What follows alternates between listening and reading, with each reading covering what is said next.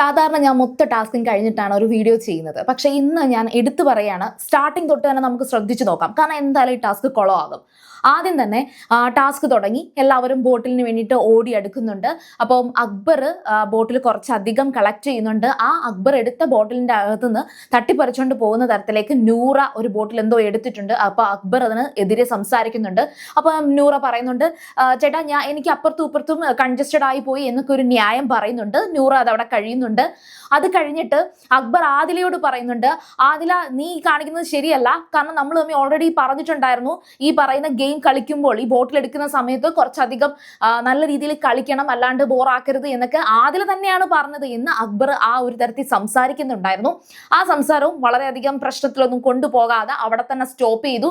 പിന്നെ എല്ലാവരും അതിനകത്ത് നമ്മുടെ ലക്ഷ്മിക്ക് കൂടി ഒരു ബോട്ടിലേ കിട്ടിയിട്ടുള്ളൂ. ആ ഒരു ഒറ്റ ബോട്ടിലിനകത്ത് എന്തോ പെയിന്റ് ഒക്കെ പറ്റിയിട്ടുണ്ട്. പക്ഷെ എങ്കിലും ലക്ഷ്മി അത് നന്നായിട്ട് കഴുകി വെയിലത്ത് വെച്ച് ഉണക്കി ലക്ഷ്മി അത് എടുക്കുന്നുണ്ട്.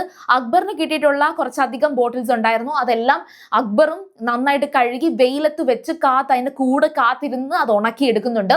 ബാക്കി ആദിലയും നൂറയൊക്കെ ബാത്റൂമിനകത്തൊക്കെ പോയി, ആദിലയാണെങ്കിൽ ബോട്ടിൽസ് എല്ലാം എടുത്ത് ഷർട്ടിന്റെ അകത്ത് ഇങ്ങനെ ഡെപ്പോസിറ്റ് ചെയ്തിട്ടേക്കാണ്. പിന്നെ അതുപോലെ ജിസയിലാണെങ്കിലും ഫണ്ണായിട്ട് തന്നെ കുറേയധികം കാര്യങ്ങൾ ചെയ്യുന്നുണ്ട്. വലിയ പ്രശ്നങ്ങളൊന്നും ഇല്ലാണ്ട് പോയിക്കൊണ്ടിരിക്കുകയാണ്. ഷാനവാസ് നല്ല രീതിയിൽ തന്നെ ഈ ബോട്ടിൽ ചെക്ക് ചെയ്യുന്നുണ്ട്. ഓൾമോസ്റ്റ് എല്ലാവരും ഈ പറയുന്ന ബിന്നി ആയിക്കോട്ടെ, ആദില, നൂറ, അക്ബറിന് കുറച്ചധികം നല്ല ബോട്ടിൽസ് കിട്ടിയിട്ടുണ്ട്. എല്ലാം എടുത്തിട്ട് ആദ്യം എല്ലാവരും പോകുന്നത് ആര്യന്റെയും അതുപോലെ ഷാനവാസിന്റെ അടുത്തേക്കാണ്. കാരണം ആര്യനും ഷാനവാസുമാണ് പുതിയ ബോട്ടിൽ അല്ലെങ്കിൽ അത് മറ്റേ ജ്യൂസ് മുതലാളികൾ എന്ന് പറയുന്നത് പുതിയത് അവർ രണ്ടുപേരുമാണ്. അപ്പൊ അനീഷിനെ ഇന്നലെ ഇവര് ഓൾറെഡി ഫേസ് ചെയ്തത് കൊണ്ട് തന്നെ ആയിരിക്കണം ആരും തന്നെ അങ്ങോട്ട് പോകുന്നില്ല, ലക്ഷ്മി ഒഴിച്ച്. ലക്ഷ്മി ആദ്യം തന്നെ അനീഷിന്റെ അടുത്ത് തന്നെയാണ് കൊണ്ടുപോകുന്നത്. അനീഷിന്റെ അടുത്ത് കൊണ്ടുപോയിട്ട് പറയുന്നുണ്ട്, നല്ല രീതിയിൽ തന്നെ പ്രസന്റ് ചെയ്യുന്നുണ്ട്. അതായത് ഈ ബോട്ടിലിനകത്ത് ഒരു പെയിന്റ് പറ്റിയിട്ടുണ്ട്, പക്ഷെ അത് പുറത്താണ് ആ പെയിന്റ് പറ്റിയിരിക്കുന്നത്, അകത്ത് നല്ല ക്വാളിറ്റി ഉണ്ട് എന്ന് ലക്ഷ്മി അനീഷിനോട് പറയുന്നുണ്ട്. മാന്യമായിട്ട് അവർ തമ്മിൽ ഡീൽ ഉറപ്പിക്കുന്നുണ്ട്. ആ ഡീൽ അവർ അക്സെപ്റ്റ് ചെയ്യുന്നുണ്ട്. അനീഷ് അക്സെപ്റ്റ് ചെയ്യുന്നുണ്ട്. അത് ലക്ഷ്മിയും സമ്മതിക്കുന്നുണ്ട്. ബാക്കി എല്ലാവരും ഷാനവാസിന്റെയും ആര്യന്റെയും അടുത്ത് ബോട്ടിൽസ് കൊണ്ടുപോയി അവർ റിജക്ട് ചെയ്തത് മാത്രം എടുത്തുകൊണ്ട് അനീഷിന്റെ അടുത്ത് വരുന്നുണ്ട്. അനീഷ് വീണ്ടും അതിനകത്ത് ഡീൽ വെക്കുന്നുണ്ട്. അതിനകത്ത് അനീഷ് അക്ബറിന്റെ കേസിൽ മാത്രം അനീഷ് പറയുന്നുണ്ട്, നിങ്ങളൊരു യങ് ആയിട്ടുള്ള എൻത്യൂസിയാസ്റ്റിക് ആയിട്ടുള്ള ഒരു വ്യക്തിയാണ്, നിങ്ങളുടെ എല്ലാ ബോട്ടിലുകളും കൊണ്ടുവരൂ, നമുക്ക് നോക്കാം. പക്ഷെ നിങ്ങൾ കുറച്ച് ബോട്ടിൽസ് ഇവിടെ കൊണ്ടുവന്നിട്ട് ബാക്കി അത് എൻ്റെ ആ ഒരു കടയോട് നിങ്ങൾ അല്ലെങ്കിൽ എൻ്റെ ആ ഒരു ബിസിനസ്സിലോട് നിങ്ങൾ വിശ്വാസം ഇല്ല എന്ന് കാണിക്കുന്നുണ്ട്. അതുകൊണ്ട് തന്നെ നിങ്ങൾ എല്ലാ ബോട്ടിൽസും കൊണ്ടുവരും, നമുക്ക് സംസാരിക്കാം, എന്നിട്ട് നമുക്കൊരു ഡീൽ ഉണ്ടാക്കാം എന്ന് അനീഷ് അക്ബറിന്റെ അടുത്ത് പറയുന്നുണ്ട്. അങ്ങനെ എല്ലാവരും അങ്ങോട്ടും ഇങ്ങോട്ടും ഡീൽസ് ഒക്കെ നല്ല രീതിയിൽ സംസാരിച്ചു. ഗെയിം ആ ഒരു ടാസ്ക് നല്ല രീതിയിൽ പൊക്കോണ്ടിരിക്കുമ്പോഴത്തേക്കും നൂറ ബോട്ടിൽസുമായിട്ട് ഈ പറയുന്ന നൂറയല്ല, ഫസ്റ്റ് ആദ്യം വരുന്നത് ആദിലയാണ്. ആദില ബോട്ടിൽസുമായിട്ട് അനീഷിന്റെ അടുത്ത് വരുന്നു. അപ്പോൾ അനീഷ് അത് സംസാരിച്ചിട്ട് അത് പറ്റത്തില്ല എന്ന രീതിയിൽ സംസാരിക്കുന്നുണ്ട്. അപ്പോൾ റീസൺ പറയുന്നതെന്ന് വെച്ചാൽ ആദിലയുടെ ഉടുപ്പിനകത്ത് വലിയ ബോട്ടിൽസ് ഉണ്ട്.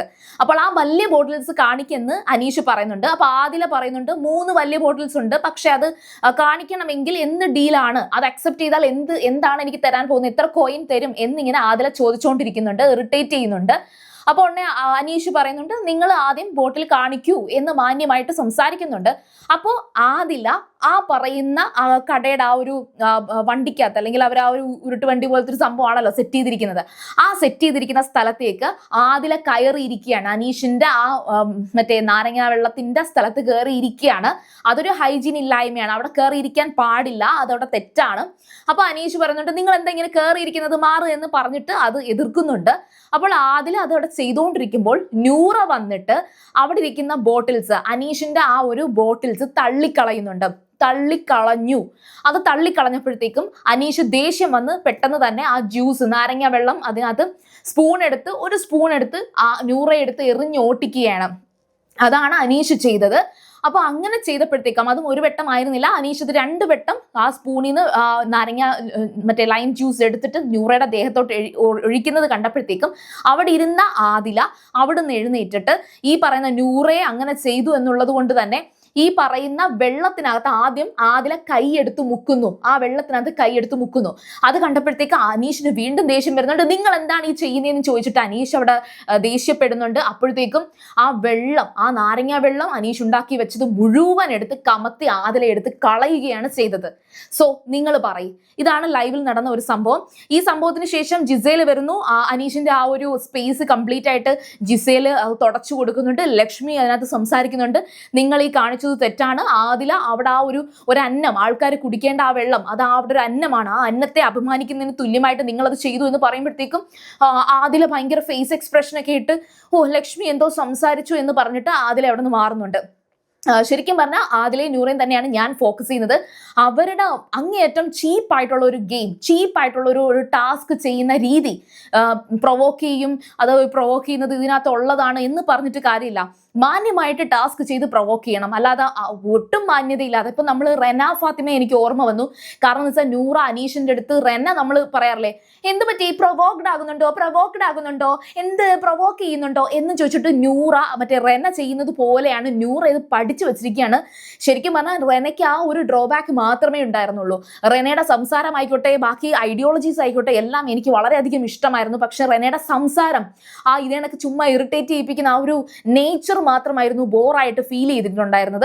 പക്ഷെ ഇപ്പൊ നൂറ ആ റെനയുടെ ആ ഒരു നെഗറ്റീവ് മാത്രം കോപ്പി അടിച്ചിട്ട് ഒരു പോസിറ്റീവും ഇല്ലാതെയാണ് നൂറയും ബിഹേവ് ചെയ്യുന്നത്. ആദില പിന്നെ ഓൾറെഡി നെഗറ്റീവായി കഴിഞ്ഞിട്ടുണ്ട്. അപ്പോൾ ഈ ഒരു ടാസ്ക് തുടക്കമേ കുളമാക്കിയിരിക്കുന്നത് നൂറ ആൻഡ് ആദിലയാണ്. ഞാനിത് ഈ ഒരു ഫോളോ അപ്പ് ഇങ്ങനെ തന്നാലുള്ള ഒരു ഗുണം എന്ന് വെച്ചാൽ ശരിക്കും ആ ഗെയിമിൽ തുടക്കം തൊട്ട് എന്ത് സംഭവിച്ചു എന്നുള്ളത് നമുക്ക് അറിയാൻ സാധിക്കും. അപ്പോൾ അടുത്ത ലൈവ് കണ്ടിട്ട് വേഗം തന്നെ നിങ്ങൾക്ക് അടുത്ത അപ്ഡേഷനുമായിട്ട് വരാം.